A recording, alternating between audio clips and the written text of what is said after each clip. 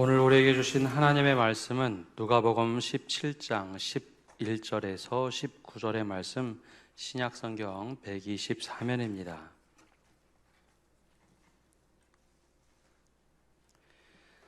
이제 하나님의 말씀을 봉독합니다. 예수께서 예루살렘으로 가실 때에 사마리아와 갈릴리 사이로 지나가시다가 한 마을에 들어가시니 나병 환자 10명이 예수를 만나 멀리 서서 소리를 높여 이르되 예수 선생님이여 우리를 불쌍히 여기소서 하거늘 보시고 이르시되 가서 제사장들에게 너희 몸을 보이라 하셨더니 그들이 가다가 깨끗함을 받은지라. 그 중에 한 사람이 자기가 나은 것을 보고 큰 소리로 하나님께 영광을 돌리며 돌아와 예수의 발 아래에 엎드리어 감사하니 그는 사마리아 사람이라. 예수께서 대답하여 이르시되 10사람이 다 깨끗함을 받지 아니하였느냐? 그 9은 어디 있느냐? 이 이방인 외에는 하나님께 영광을 돌리러 돌아온 자가 없느냐 하시고 그에게 이르시되 일어나 가라, 내 믿음이 너를 구원하였느니라 하시더라. 아멘. 오늘은 종교개혁주일입니다. 마르틴 루터가 비텐베르그 성문에 95개의 조에 해당되는 반박문을 붙이면서 종교개혁이 시작이 되었습니다. 근데 이것은 교회를 뒤집어 엎자 그런 얘기가 아니라 당시에 너무 잘못된 관행들, 문제는 다 괜찮다고 생각했던 것들을 신학자이자 수도자였던 루터의 눈에는 하나님 말씀에 비춰볼 때 잘못되었다는 것이었죠. 그래서 이 잘못된 것들을 바꾸면 좋겠다라는 권고문이기도 했습니다. 그런데 그것이 하나의 운동처럼 들불처럼 퍼져가면서 교회가 변화된 일이 바로 종교개혁입니다. 교회가 변하자 그냥 끝난 것이 아니라 사회가 변하고 유럽 전 역사가 바뀌기 시작을 했습니다. 그래서 종교개혁 정신을 따라가는 우리 개혁교회, 즉 개신교의 전통은 대단히 중요합니다. 근데 이때 가장 중요하게 우리가 봐야 될 것은 무엇인가 하면 종교개혁이 일어날 때의 그런 현상들입니다. 잘못된 것들이 당연히 받아지더라라는 것이죠. 내 가족의 죄를 위해서 돈을 내고 면죄부를 사면 죄가 면한다고 생각을 했습니다. 지금 생각해보면 이상하죠. 근데 당연하게 생각을 했습니다. 교회가 잘못한다 할지라도 교회의 권위에 어느 누구도 도전할 수 없으니 괜찮다고 생각을 했습니다. 그 또한 잘못된 것이었죠. 거기에 교황이 정점에 있었습니다. 또 우리 가족이 예수 믿기 때문에 그 뜰 안에만 있으면, 교회의 뜰 안에만 있으면 내가 성경을 잘 몰라도 믿음 생활 제대로 하지 못해도 구원받는다고 생각을 했습니다. 잘못된 거죠. 근데 그 당시에는 다들 그것이 맞다고 생각을 했습니다. 바로 이 잘못된 것들을 고쳐나갔던 것이 종교개혁입니다. 마틴 루터의 눈에는 여기에 공통점이 있는데 내가 해서 되는 것들이 다 된다고 하면 하나님의 은혜가 어디 있느냐였습니다. 내가 해서 다 할 수 있다면 하나님의 은혜가 어디 있느냐? 오히려 하나님의 은혜를 값싼 취급하는 그 모습에 잘못됐다라고 이야기한 것이죠. 그래서 종교개혁을 할 때 무엇을 강조했는가 하면 말씀으로부터 너무 빗나갔기 때문에 오직 말씀, 은혜가 과연 어디 있느냐? 오직 은혜, 그리고 오직 믿음, 이것으로 우리가 신앙생활을 해야 된다. 그리고 일상을 살아가야 된다라고 강조를 했던 겁니다. 바로 우리 개혁교회, 즉 개신교회는 종교개혁 정신을 잊지 말아야 합니다. 왜냐하면 사람은 그냥 내버려 두면, 우리는 모두가 가만히 있으면 죄로 물들어서 이것이 맞다고 생각하며 내 길을 가게 돼 있습니다. 그때 말씀에 비춰본 우리가 얼마만큼 잘못된 길을 갔는가 깨달을 때 이거 이렇게 하면 안 되겠다, 다시 돌아가야겠다, 주님께로 돌아가야겠다, 이 정신을 가지는 것이 바로 종교개혁 정신입니다. 그래서 우리가 스스로 무엇이 옳은 것인가, 내 판단의 기준이 아니라 말씀의 기준이 돼서 살아가는 것, 그것이 바로 우리가 살아가는 정신입니다.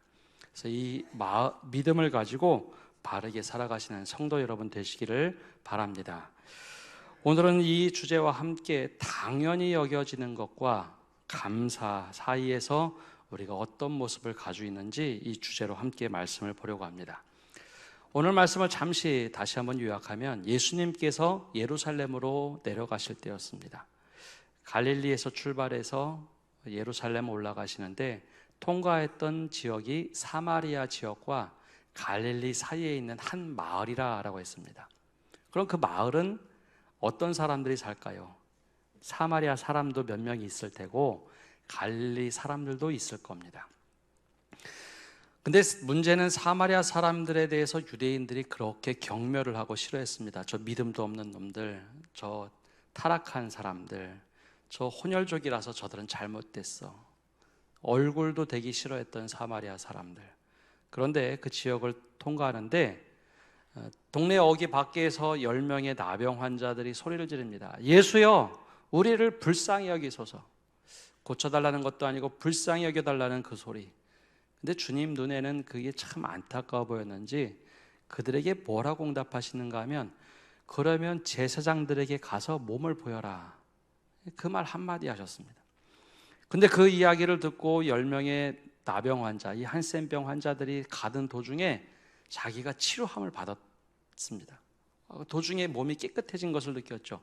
근데 그 중에 9명은 자기의 집으로 돌아갔고 1명만 그 자리에서 크게 감사를 돌려드립니다. 하나님께, 이거 하나님이 하신 겁니다. 하나님께 영광을 돌리고 그대로 간 것이 아니라 또 다시 돌아와서 예수님께 엎드려 감사함을 표합니다. 그때 예수님이 뭐라고 말씀하시는가? 여기 9명은 다 어디 가고 이방인 한 사람, 사마리아 사람만 있는가? 질문하면서 오늘 내 믿음이 너를 구원하였다 라고 말씀하십니다. 오늘 이 말씀을 통해서 우리에게 어떤 도전을 주며 무엇을 말씀하고 싶을까라는 겁니다. 먼저 우리가 믿음할 때 믿음은 절박함에서 출발한다고 생각합니다. 그러나 믿음은 절박함에서 시작되지 않고 감사에서 시작됩니다. 한번 따라해 볼까요? 믿음은 감사에서 시작합니다. 우리 누구든지 절박한 일이 생기면 다 기도합니다. 절박하면 다들, 간절하면 기도합니다. 아마 가족이 아파서 기도하시는 분들이 있으시죠. 아이가 아파서 기도할 때도 있습니다. 또 이제 3주 뒤면 수능이라서 고3 부모님들 다 기도하실 겁니다. 우리 앞에 있던 간절한 문제가 있으면 다들 기도합니다. 절박하면 절박할수록 더 매달립니다. 그러면 교인들만 기도할까요? 교회를 안 다녀도 절박하면 사람들이 절대자를 찾아서 기도합니다. 803에 가면 아마 수능 당일날 수많은 사람들이 몰려오겠죠. 절박하면 사람들은 어떤 대상이든지 내 한계를 느끼면 절대자에게 찾아가서 기도를 합니다. 그것이 과연 우리가 믿는 하나님, 그 믿음이라고 할 수 있을까요? 그것이 믿음의 일부분이긴 하지만 믿음의 진수는 아닙니다. 절박할 때 기도하고 절박할 때 매달리는 것은 사람의 본능입니다. 아마 여기 그렇게 안 해보신 분들 없을 겁니다. 내가 정말 이것만 해주시면 되겠는데 하면서 외쳐보지 않으셨습니까? 이 나병 환자의 모습으로 다시 돌아와 보면 그들이 얼마나 애절했을까요? 10명의 나병 환자들은 마을에서 쫓겨났습니다. 괜찮게 살던 사람도 어떤 위치에 있던 그건 중요하지 않고요. 나병에 걸리면 다 집에서 쫓겨남을 당하고 마을에서 쫓겨남을 당했습니다. 사마리아인이냐 갈릴리인이냐 중요하지 않았습니다. 다 똑같은 나병 환자, 그것으로 낙인 찍혔죠. 그러니 마을 어귀에 들어오는 사람 중에 괜찮은 사람, 나를 도와줄 수 있는 사람들에게는 늘 외쳤을 겁니다. 우리를 불쌍히 여기소서. 그 예수님이 아니다 할지라도 예수 선생님이여 한 걸 봐서는 그냥 외치는 겁니다. 이름을 알고 저 사람이 누군지 알면 우리를 불쌍히 여겨달라. 그런데 그 외침 속에서 예수님의 말씀을 따라 행해보니 고침을 받았습니다. 근데 고침을 받고 중간에 어떤 일이 벌어졌는가 하면 나머지 9사람은 야, 내 병이 나았네 하고 마을로 들어가 버렸고, 한 사람만 거기서 하나님께 외치며 영광을 돌립니다. 하나님 감사합니다. 근데 이 외침이 똑같더라는 거예요. 내가 정말 절박해서 얘기하는 외침과 이 한 사람은 하나님께 감사하며 영광 돌리는 외침이 똑같은 표현으로 되어 있습니다. 자, 그럼 여기 단면을 딱 잘라서요, 어느 게 진짜 믿음처럼 보이십니까? 간절히 부르짖는 그 외침이 진짜 믿음처럼 보이십니까? 그 결과에 대해서 감사를 고백하는 사람이 진짜 믿음으로 보이십니까? 우린 일반적으로 착각하며 살아갑니다. 아, 내가 옛날에 그렇게 간절하게 기도할 때가 있었는데, 내가 이것을 놓고 정말 주님께 매달리며 기도할 때가 있었는데, 그때를 좋은 믿음이라고 생각합니다. 근데 그런 상황에 처하면 다들 그렇게 기도합니다. 그게 좋은 믿음이 아니라 본능이고 간절함의 표현이었죠. 그 결과에 내가 어떻게 반응하느냐. 오늘 이 한 사람은 그 받은 결과, 그것에 대해서 감사할 줄 아는 사람이었습니다. 그래서 그에게 주님께서 뭐라고 말씀하시는가 하면 19절에 이렇게 말씀하십니다. 우리 19절 함께 읽어보겠습니다. 그에게 이르시되 일어나 가라, 내 믿음이 너를 구원하였느니라 하시더라. 아멘. 뭐라고요? 내 믿음이 너를 구원하였다. 근데 이 사람의 믿음 드러낸 것이 뭐가 있을까요? 나머지 9명은 믿음이 없었을까요? 나머지 9명에게 내 믿음이 너를 구원하였다는 말씀을 하지 않으셨습니다. 그 사람들은 도대체 어디 갔느냐? 그렇게 간절히 외치는 것이 믿음이 아니라는 겁니다. 그 사람이 한 것은 예수께 돌아와 감사함을 표현한 건데, 이것으로 표현한다면 내 감사한 그 고백이 너를 구원하였다라는 겁니다. 그래서 믿음의 시작은 감사합니다. 간절함은 믿음의 동력으로 출발하는 그 하나 요인이 될 수 있지만, 그게 진짜 믿음이 아닙니다. 내 결과에 대해서, 하나님이 하신 일에 대해서 내가 감사를 정말 드리고 있는지, 아니면 여전히 나는 나의 길을 가고 있는지. 그래서 믿음의 시작은 감사에서 시작됩니다. 다시 한번 해볼까요? 믿음의 시작은 감사에서 시작합니다. 이 감사를 회복하시는 성도 여러분 되시기를 바랍니다. 두 번째는요, 표현되지 않은 감사는 감사가 아닙니다. 믿음이 없다라고 오늘 말씀에는 이야기합니다. 저를 포함해서 대부분의 사람들은 사람들이 내 생각을 알 거라고 생각합니다. 아, 이렇게 하면은 사람들이 내 생각을 알 거야. 그런데 사람의 생각을 알 수 있는 방법은 없습니다. 그래서 우리 속담에도 10길 물속은 알아도 한 길 사람 속은 알지 못한다고 하죠. 물론 이것은 부정적인 표현이지만, 내가 표현하지 않으면 그 사람이 어떤 생각을 하고 있는지 알 수가 없습니다. 예수님의 말씀대로 행하면서 기적을 체험하고 병이 나은 사람 10사람이 있죠. 근데 그 9사람 마을로 들어갔는데, 그 사람들이 예수님께 감사한 마음이 전혀 없었을까요? 당연히 있었겠죠. 나병 환자로서 살아간다는 것이 여간 어려운 일이 아닙니다. 근데 병고침을 받았어요. 얼마나 감사하고 고맙습니까? 아무리 마음이 있어도 그들은 그냥 마을로 들어갔습니다. 근데 그 모습을 보면서 예수님은 도대체 9사람은 왜 하나님께 영광을 돌리지 않느냐? 믿음이 없다는 겁니다. 당연히 감사함을 표해야 될 것, 하나님께 해야 되는데 그러지 않는 모습을 보면서 믿음이 없다고 얘기를 하세요. 믿음에 대해서 얘기를 하지 않습니다. 단 한 사람, 감사함을 표현하고 영광을 돌린 그 사람에게 내 믿음이 너를 구원하였다 말씀합니다.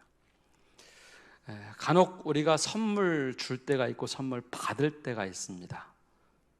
내가 정성스럽게 준비한 선물, 가격이 중요한 것이 아니라 내가 정말 정성을 다해서 선물을 준비해서 누군가에게 드렸어요. 근데 그 상대방이 그 선물 받고 아무런 반응을 하지 않으면 어떤 마음이 드십니까?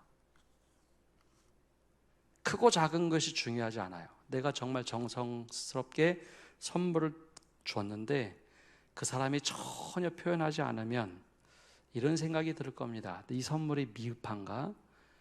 마음에 들지는 않는가? 혹시 이거 잘못된 거 아닌가? 괜히 선물을 드렸나? 만약에 다음에 또 이런 일이 있으면 그분에게 선물을 주시겠습니까? 안 주시겠습니까? 예. 속상하죠. 예. 선물을 드리고 받고 할 때 받은 사람의 표현이 대단히 중요합니다. 정말 기쁘구나 라고 하면 그것이 잘 표현이 된 것이죠. 근데 아무런 표현이 없다. 하나님께서 우리에게 은혜를 주셨는데 아무런 표현이 없고 하나님이 다 아시겠지. 아시죠. 모를 리가 없죠. 그런데 오늘 예수님은 도대체 그 사람들은 어디 갔느냐라고 물어보십니다. 내가 마음으로 아무리 감사해도요, 입 밖으로 꺼내지 않으면 그 사람은 저 사람은 나에게 감사함이 하나도 없다고 사람들도 얘기합니다. 주님께서도 오늘 똑같이 보세요. 어떤 목사님이 오늘 본문을 설교하면서 이런 얘기를 합니다. 감사의 표현, 내가 예를 들어서 선물을 받고 감사합니다라고 말할 때 말하는 내가 중요한 것이 아니라 듣는 사람이 어떻게 이해를 하는가가 더 중요하다라고 말씀하시는데 그 이야기가 공감이 갔습니다. 보통 우리가 아이들에게 용돈을 주면 아이들에게 인사를 시키죠. 근데 아이들이 삐쭈삐쭈되면 어떻게 하시는가 하면 용돈 딱 받을 때 머리에 손 얹고 어떻게 하시죠? 아무도 안 해보신 것처럼 하는데 고맙다고 인사해야지 이렇게 확 숙입니다. 그럼 아이들이 막 찡그리죠. 진짜 고맙지 않다는 겁니다. 근데 진짜 감사함을 느끼는 아이들은 진짜로 잘 인사를 하고 고맙습니다 라고 얘기하죠. 그래서 우리가 이 표현을 우리말 속담에는 엎드려서 절 받는다 라고 합니다. 하나님께서 분명히 예수님을 통해서 은혜를 주시고 나병이 치유가 됐습니다.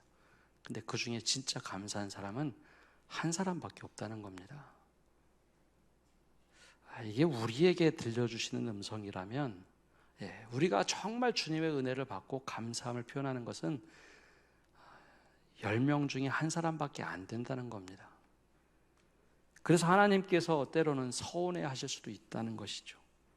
하나님께서 원하시는 것은 하나님이 주신 은혜에 대해서 우리가 고백하는 겁니다. 감사합니다. 그래야 하나님께서 더 우리에게 은혜를 베푸실 수 있는 힘과 동력이 생기는 겁니다. 다음 주일이면 추수감사주일로 드립니다. 우리가 1년에 감사주일 2번 맥추하고 추수감사주일 드리는데요. 우리가 정말 1년 동안 살았던 그 은혜에 감사하며 그 감사의 고백을 하시기를 바랍니다.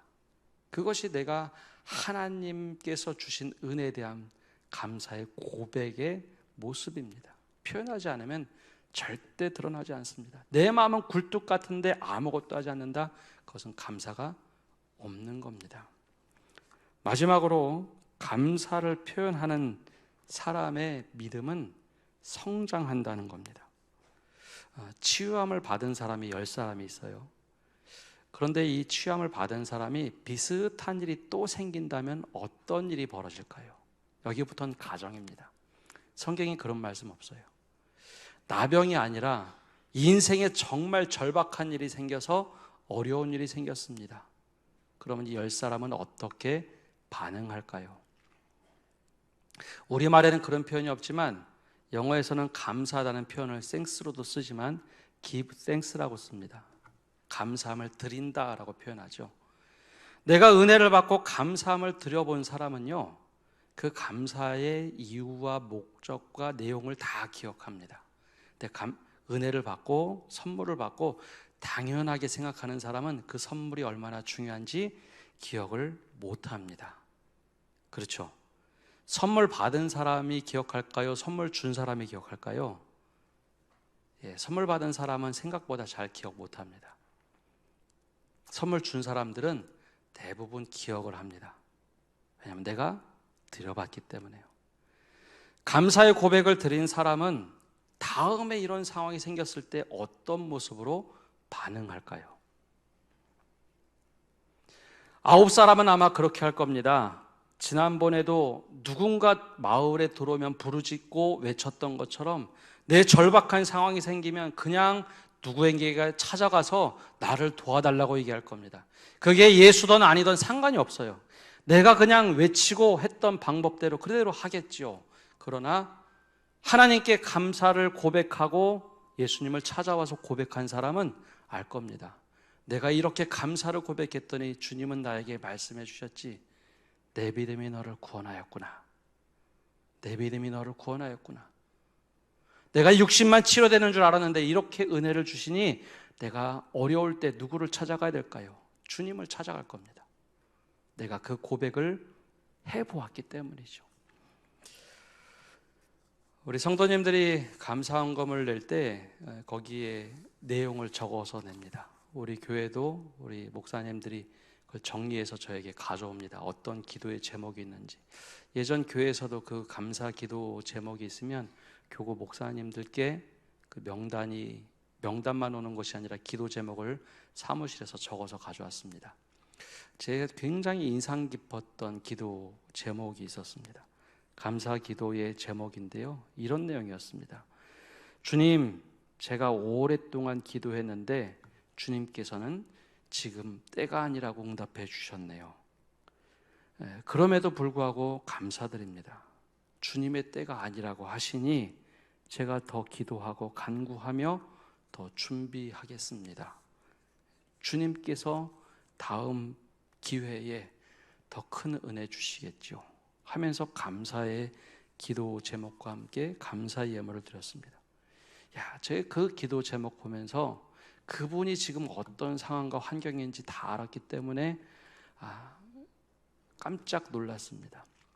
저도 그거를 그 집사님의 기도 제목을 놓고 함께 기도를 했는데, 주님 이거는 꼭 들어주셔야 됩니다 라고 기도했는데 응답이 되지 않았어요. 내가 원하는 것과 다르게 응답이 됐습니다. 근데 그분은 그렇게 기도를 합니다. 감사 예물을 드리면서 주님의 때가 아니라고 말씀하시네요. 내가 더 준비해서 이 일을 할 수 있도록 힘을 주십시오 라고 기도를 하는 겁니다. 이게 진짜 감사의 고백 아닙니까? 이분은 사실 그런 경험이 있었던 겁니다. 주님 이거 꼭 해야 됩니다. 그리고 감사를 고백해 봤던 분. 그리 아니하실지라도 제가 감사합니다. 그래서 그분의 모습을 보면서 오늘 이 감사의 고백이 생각이 났습니다. 감사의 고백을 드리는 사람은 다음에 더 성숙한 믿음을 갖게 되어 있습니다. 그 나병 환자 한 사람, 그 사람은 다음에 어려울 때 다시 주님을 찾아올 겁니다. 주님, 제가 이렇게 어렵습니다. 다른 9사람은 다 자기 길로 가면서 사람을 찾아가고 다른 존재를 찾아가고 물질을 찾아갈지 모르지만 그 사람은 주님을 찾아와서 얘기할 겁니다. 주님, 제가 주님의 도움이 필요합니다. 불쌍히 여겨 주옵소서. 오늘 말씀을 맺습니다. 우리는 주님께서 주신 은혜에 합당한 감사를 온전히 드리고 있습니까? 우리가 부르짖음, 간절함, 갈급함, 절박함, 이것을 믿음이라고 생각한다면 그것은 반쪽짜리 믿음도 되지 않습니다. 결과에 대해서 내가 얼마만큼 감사하고 있는지, 그것이 믿음의 출발입니다. 많이 갖지 못해서요, 내 기도 제목대로 응답받지 못해서, 많이 못 배워서 그것은 중요하지 않습니다. 오늘 감사함을 고백한 사람은 예루살렘 사람도 아니고 갈릴리 사람도 아니고 사람들이 믿음 없다고 했던 저주받은 사마리아 사람만 유일하게 고백하는 감사입니다. 그래서 감사는 다른 곳에서 출발하지 않고 믿음의 시작입니다. 믿음으로 고백하며 감사로 고백하는 표현은 하나님께서 기뻐 받으십니다. 사람과 사람 사이도 그렇습니다. 표현하지 못하면 그것은 믿음이 없는 겁니다. 마지막으로 우리가 감사를 표현할 때 우리의 믿음은 더욱더 성숙해집니다. 우리 그 성숙해지는 믿음을 갖고 살아가시는 성도 여러분 되시기를 바랍니다. 우리 함께 찬양할 텐데요, 날 구원하신 주 감사, 우리의 상황을 떠올려 보면서 함께 찬양하며 나아가기를 원합니다.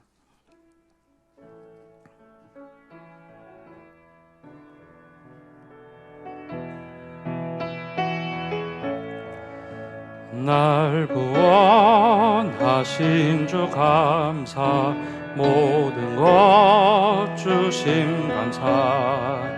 지난 추억이 내 감사, 주 내 곁에 계시네. 향기로운 봄철의 감사, 외로운 가을날 감사. 사라진 눈물도 감사. 나의 영혼 평안에 응답하신 기도 감사. 거절하신 것 감사.